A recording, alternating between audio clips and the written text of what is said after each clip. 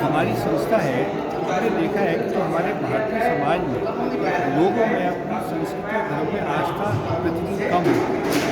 और इसका जो मुख्य कारण ये है कि जो हमारे परिवार हैं उनमें हमारे जो धर्म ग्रंथ हैं उसका पठन पाठन बहुत ही कम हो गया।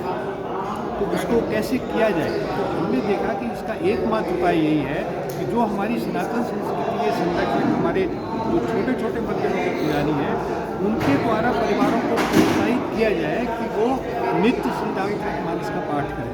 इसी विषय पर हमारी संस्था कार्य कर रही है और हम इस विषय पर कुछ बिंदुओं पर कार्य कर रहे हैं। जैसे हमने देखा कि इससे पहले हमारे जो 80% से ज़्यादा जो मंदिर हैं वो छोटे मंदिर हैं और उन मंदिरों के पुजारी और उस मंदिर की जो हालत है वो बहुत ही खराब है।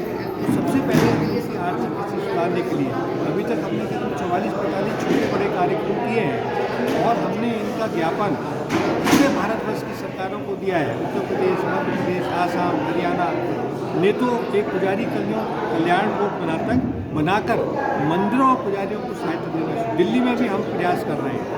दूसरा हमारा उद्देश्य ये है कि हम कुछ उद्योगपति की बात की है और उद्योगपति इस बात के लिए तैयार हुए कि जो भी पुजारी परिवारों को प्रोत्साहित करेंगे श्री रामचरितमानस पढ़ने के लिए और उस परिवार का नाम नंबर संस्था को देंगे, उसको उनसे जो है आर्थिक सहायता दिलवाएंगे। तीसरा जो हमने कहा था कि हमारा सोशल मीडिया है उसमें हमारी कम से कम 200 से ज़्यादा श्री रामचरितमानस पे आधारित पोस्ट है और इनको युवा देख के बहुत प्रोत्साहित हो रहे हैं। मैंने इसलिए हमारी सोशल मीडिया तो अगर आप संस्कृति संज्ञान में अगर आप 9811086620 इस फोन पे अगर आप चाहेंगे तो हम अपनी संस्था की जो सोशल मीडिया साइट के आपको लिंक दे देंगे। इसको आप देखिए, यंग लोगों को दिखाइए, इससे लोगों का मन परिवर्तित होता है। चौथा पॉइंट यह है कि हमने एक जो संस्कृति मंत्रालय है उसमें हमने कई सारे ज्ञापन दिए हैं और हमारी ये कोशिश है कि संस्कृति मंत्रालय एक धर्मार्थ रक्षा विभाग की स्थापना करे जो केंद्र सरकार द्वारा पुजारियों और मंदिरों को उसी तरह से सहायता मिले जिस तरह से माइनॉरिटी कमीशन मुसलमानों और ईसाइयों को देता है। मंदिर हैं वो राज्यों के मॉनिटरिंग और राज्यों के कंट्रोल में है। यदि वो मंदिरें नहीं आज़ाद होती हैं या धर्मार्थियों को नहीं मिलती है या धर्मावलंबियों को नहीं मिलती है तो ये संस्कृति संज्ञान जो पुजारियों की दशा और दिशा पे काम कर रही है उस पर बहुत ज़्यादा पॉजिटिव रिस्पांस नहीं मिल सकता है। देखिए ऐसा है मैम, ये जो सारी समस्या इसलिए है कि जो हमारा सनातन समाज जागृत नहीं है। हमारा जो प्रयास ये है कि श्री रामचरितमानस के द्वारा जब लोगों में अपनी संस्कृति में आस्था पैदा होगी तो वो इसके लिए लड़ेंगे।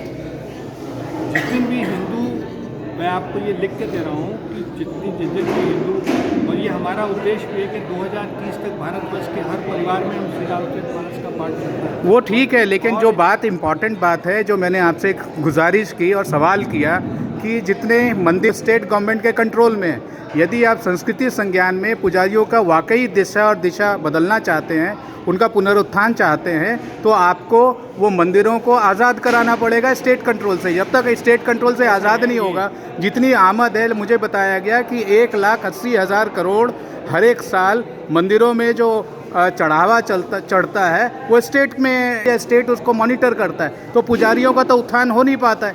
और जो बड़ा प्रोजेक्ट आपने लिया है पुजारियों का दशा और दिशा, उसमें व्यवधान पड़ता है। देखिए ऐसा है, मैं आपको ये जो आपने पॉइंट बताया ये हमारे संस्कृति संज्ञान के उद्देश्यों में भी है, लेकिन हम एक सीढ़ी चढ़े चल रहे हैं। जिस दिन भी समाज एकत्रित, हमारा ये है कि हम समाज को एकत्रित करें।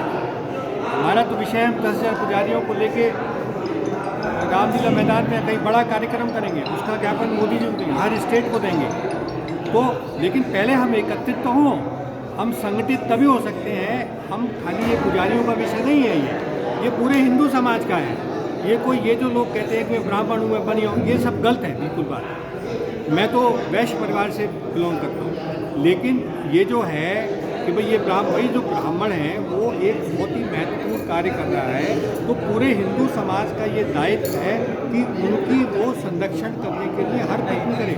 और मैं आपको बता रहा हूँ, ये हमारी स्मारिका भी है, इसमें हमारे कई सारे आर्टिकल इस विषय पर हैं और हम इस तरफ भी कार्य कर रहे हैं। अभी हमने जो संस्कृति मंत्रालय को भी ज्ञापन में ये चीज़ लिखी है और जो धर्मार्थ रक्षा विभाग जो हम बना रहे हैं वो इसीलिए बना रहे हैं कि वो इस तरह के जो है आवाज़ उठाएगा कि जो भी मंदिर है, अभी आपने देखा हमने कर्नाटका में एक दिया था एप्लीकेशन, कर्नाटका की सरकार ने ये कहा है कि जो भी कर्नाटक के मंदिरों से पैसा आएगा वो सनातन संस्कृति के धर्म स्थलों या शिक्षा पर ही खर्च किया जाएगा। इसी तरह से हमने आसाम में भी बात की है, हम सब जगह इस तरफ भी बात कर रहे हैं, लेकिन सबसे ज़्यादा जो महत्वपूर्ण है कि जब परिवार श्री रामचरितमानस का पाठ करेंगे और उनमें अगर अपनी संस्कृति और धर्म में आस्था होगी तो वो सारा समाज जब उठ खड़ेगा।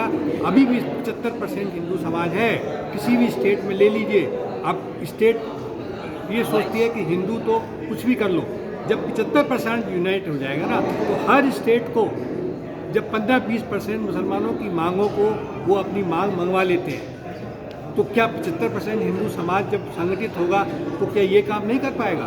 तो हमारा उद्देश्य ये भी है कि हम पूरे हिंदू समाज को, तो ये नहीं सोचिए कि ब्राह्मण की खाली करेगा, ब्राह्मण के लिए बनिए को भी लड़ना पड़ेगा, ठाकुर को भी लड़ना पड़ेगा, शेड्यूल कास्ट को भी लड़ना पड़ेगा, ओबीसी को भी लड़ना पड़ेगा। ये पूरा हिंदू समाज है और जो